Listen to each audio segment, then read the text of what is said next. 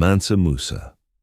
His wealth was so vast that historians and economists have never been able to assign a reliable number to it. He ruled the Mali Empire in West Africa during the 14th century, sitting atop nearly half the world's known supply of gold and salt at a time when those two commodities drove the entire global economy. When he made his famous pilgrimage to Mecca in 1324, he brought an entourage of over 60,000 people and dozens of camels loaded with hundreds of pounds of gold each. He gave so freely along the way that he flooded the Egyptian market with gold and caused devastating inflation that crippled Cairo's economy for more than a decade. European cartographers began drawing him on world maps, seated on a golden throne, holding a golden scepter, a king so rich his image became a geographical landmark. No figure in recorded history has ever commanded resources on a scale that even comes close to what Mansa Musa controlled during his reign. Genghis Khan.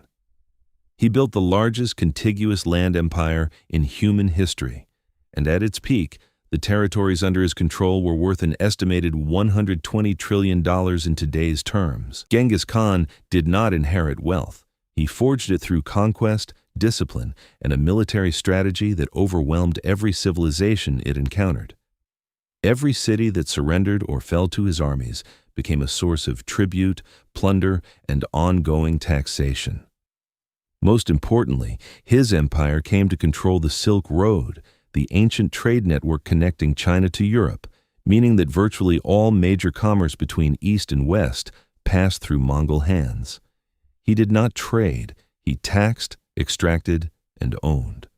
The land under his control held mineral wealth, agricultural output, and human labor on a scale no individual had commanded before him or would again for centuries. Emperor Shenzong. He ruled the Song dynasty in China during the 11th century, presiding over what was at the time the most economically advanced civilization on Earth, with a fortune estimated at around $45 trillion in modern terms. Emperor Shenzong inherited a vast and sophisticated empire that had already developed paper money, advanced manufacturing, and a canal-based trade network that moved goods across the country with remarkable efficiency. Under his reign, China produced a significant portion of the entire world's economic output. He oversaw a period of reform and expansion that attempted to modernize the empire's tax systems and military, and the sheer scale of resources flowing through the imperial treasury placed him among the wealthiest rulers who ever lived. China during the Song dynasty was not just wealthy by the standards of its time, it was in a category entirely separate from the rest of the world. Akbar I.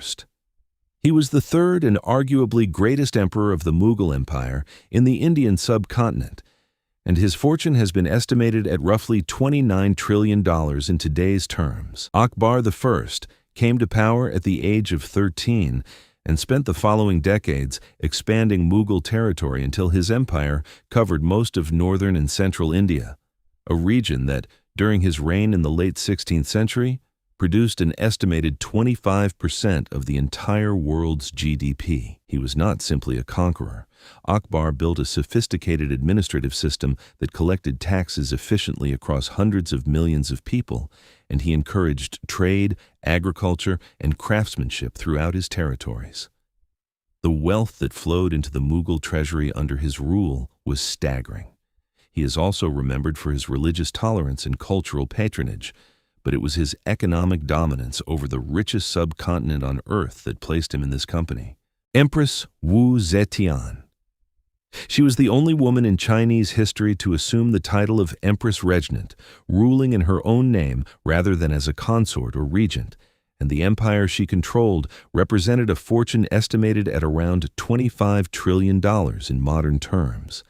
Empress Wu Zetian rose from being a court concubine to becoming the most powerful person in China, consolidating control through a combination of political skill, ruthlessness, and genuine administrative talent. She ruled during the Tang dynasty in the 7th and early 8th centuries, a period when China was one of the most prosperous and culturally rich civilizations on the planet. Under her leadership, the imperial bureaucracy was reformed, agriculture expanded, and trade along the Silk Road flourished.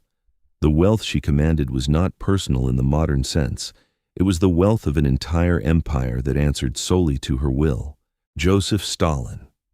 He led the Soviet Union for nearly 3 decades, and while he lived with relatively modest personal luxuries compared to some rulers on this list, the resources under his absolute control have been estimated at around $11 trillion in today's terms. Joseph Stalin exercised total authority over the Soviet state, which meant he effectively controlled its industries, its land, its military production, and its natural resources. The largest country on Earth by landmass, rich in oil, gas, minerals, and agricultural output. The distinction between his personal wealth and state wealth was largely meaningless under his system of governance, because the state did whatever he directed. He oversaw the forced industrialization of the Soviet Union, the collectivization of agriculture, and the development of a nuclear program, all of which represented an enormous concentration of economic power flowing from a single human being's decisions. Augustus Caesar. He was the first and arguably most powerful emperor of Rome, and the resources under his personal control have been estimated at around $5.8 trillion in modern terms.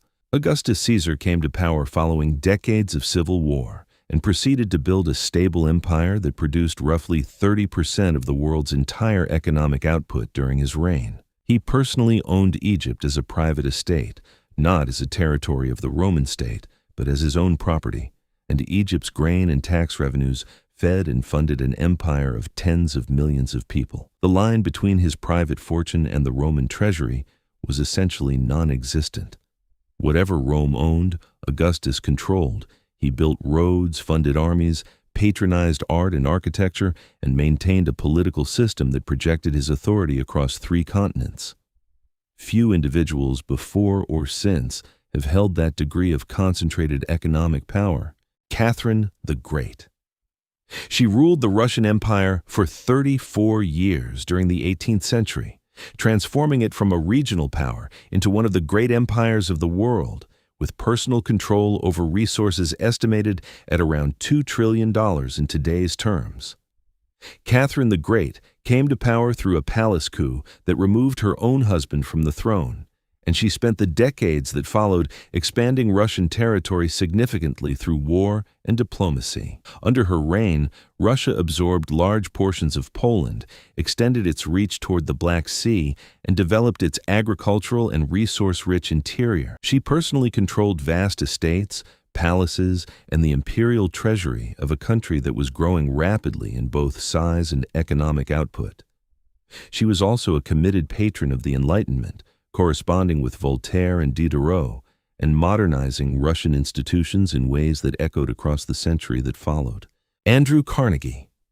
He arrived in the United States as a poor child from Scotland and built one of the greatest industrial fortunes in modern history, with wealth estimated at around $667 billion in today's terms. Andrew Carnegie made his money in steel during the second half of the 19th century, and at his peak, Carnegie Steel was producing more steel annually than the entire nation of Great Britain. When he sold the company to J.P. Morgan in 1901, the sale price was $480 million, an almost incomprehensible sum at the time. He then spent the remaining years of his life giving that money away, funding over 2,500 public libraries, universities, concert halls, and research institutions across the English-speaking world. Carnegie believed sincerely that a man who dies rich dies disgraced, and he acted on that belief with the same intensity he had once directed toward accumulating wealth. Andrew Carnegie.